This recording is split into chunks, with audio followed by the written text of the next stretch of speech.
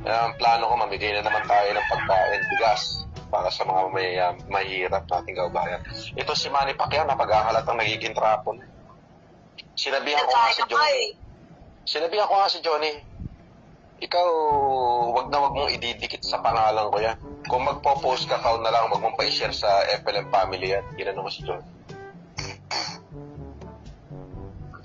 Alam mong may utang sa akin yan, hindi pa nagbabayad eh. Malato ba yan? Si Manny.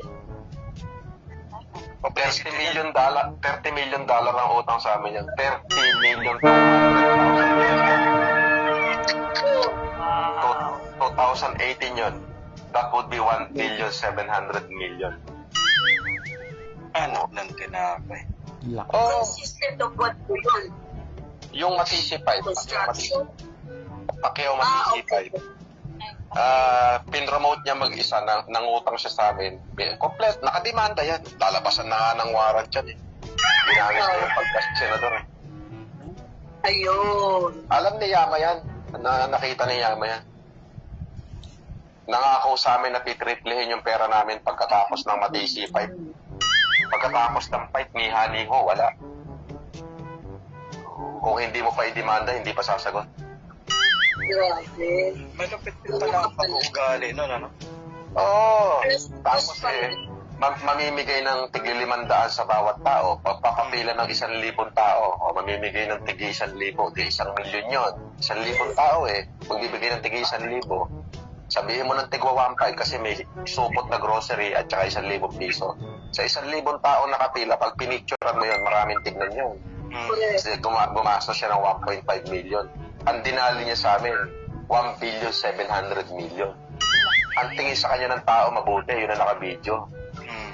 Pero yung behind the scene niya, malato ba yan? Ang dami niyang pinag-uutangan. Basta yung buong grupo namin, yung may-ari ng Selecta, best friend ko, na nandun sa kasal ko, si Nil Arce, si Renan Morales. Biruin mo yung mga pinag-uunggoy niya. Kaya siya binitawan ni Chavit Singson eh.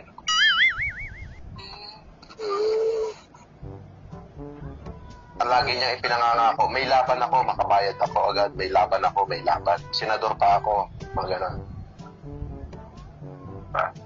Biruin mo, para makabayad na lang sa amin ni Bernard Chong. Sabi ni Bernard, sige, i-endorse mo na lang yung Mobile Legend.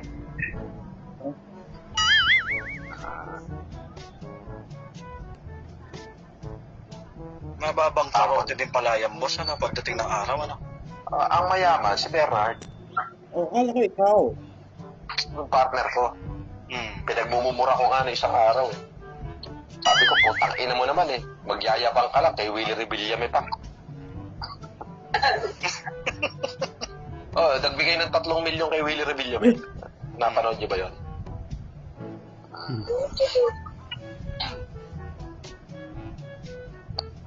Yung sa Wawawin? Oo. Ulo? Yun ang malupit. May-ari ng Tim Horton, World Balance. Kababata ka yan. Best man ko nung kasal ko. Sino? Ako. Hindi best man mo naman. Hindi pa dati may utang sa'yo yun. Sino?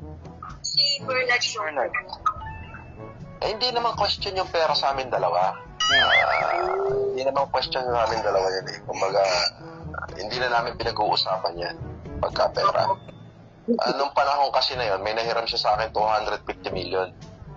Tapos binabanatan ako ni Jared na binabaliktad yung kwento. Kaya nga sinabi ko, kaya pala malakas yung loob ng Jared, nakaka-chat niya si Bernard. Pero hindi naman sumasagot si Bernard. Kaya nag-live ako noon, sinabi ko, puntahan mo si Bernard.